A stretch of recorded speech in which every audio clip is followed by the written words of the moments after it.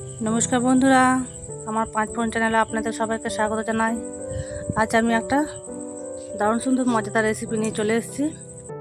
দেখতে যত সুন্দর লাগবে, খেতে ততটাই মজাদার হবে।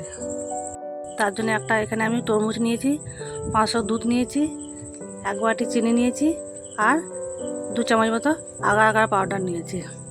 আপনারা প্রথম থেকে শেষ পর্যন্ত দেখবেন। প্রথমে আমি তরমুজটাকে কেটে নেব।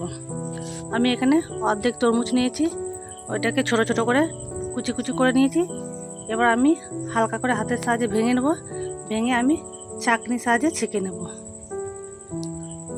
সবগুলোকে আমি একটু চেপে চেপে ভেঙে নেব।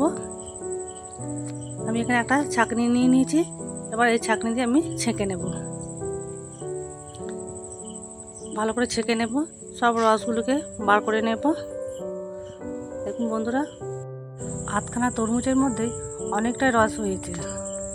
আমি হাফ বাটি মতো চিনি দেব আর 1 চা চামচ আগার আগার পাউডার দিয়ে ভালো করে মিশিয়ে আমি উনুনে বসিয়ে দেবো। প্রথমে ভালো করে মিক্স করে নিতে হবে। ভালো করে মিশিয়ে নেব। দেখুন বন্ধু, চিনিটা প্রায় অনেকটাই গলে এসছে। এবার আমি উনুনটাকে ধরিয়ে নেব। উনুনটা ধরে গেছে। এবার কড়াইটাকে বসিয়ে দেবো। এবারে তরমুজের রসটা দিয়ে দেবো। সব কিছু ভালো করে মিশিয়ে নিয়েছি। এটাকে আমি ভালো করে ফুটিয়ে নেব 2-3 মিনিট মতো। ডাল দিতে দিতে যখন একটু ঘন হয়ে আসবে তখন নামিয়ে নেব। দেখুন বন্ধুরা, তরমুজের জলটা ফুটে কতটা কমে গেছে, অর্ধেক হয়ে গেছে। এবার আমি এটাকে নামিয়ে নেব। নামিয়ে আমি একটা পাত্রে ঢেলে নেব। আমি এটার মধ্যে ঢেলে নেব।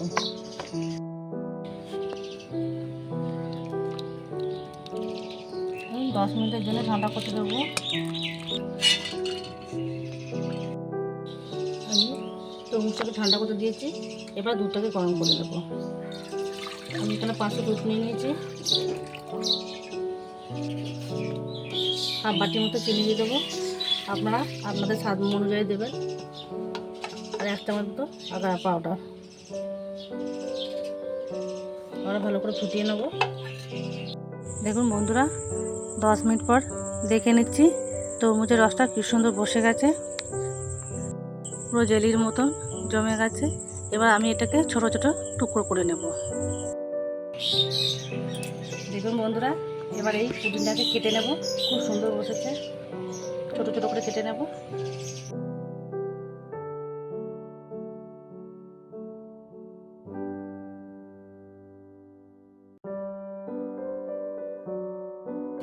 দেখুন বন্ধুরা, এবার এই জেলির মধ্যে আমি দুধটাকে দিয়ে দেবো। গরম অবস্থায় দুধটা ঢেলে দিয়েছি। এবার একবার চামচ করে নেড়ে নেব সব পুডিংগুলো যাতে সমানভাবে পড়ে। এবার আমি এটাকে আধ ঘন্টার মতো রেখে দেবো নর্মাল জায়গায়।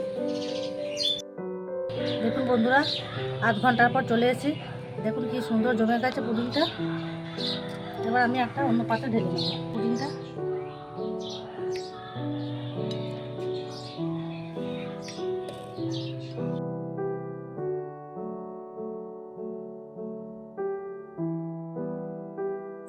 আমের পুডিং তো অনেকেই অনেক রকম করে খেয়েছেন।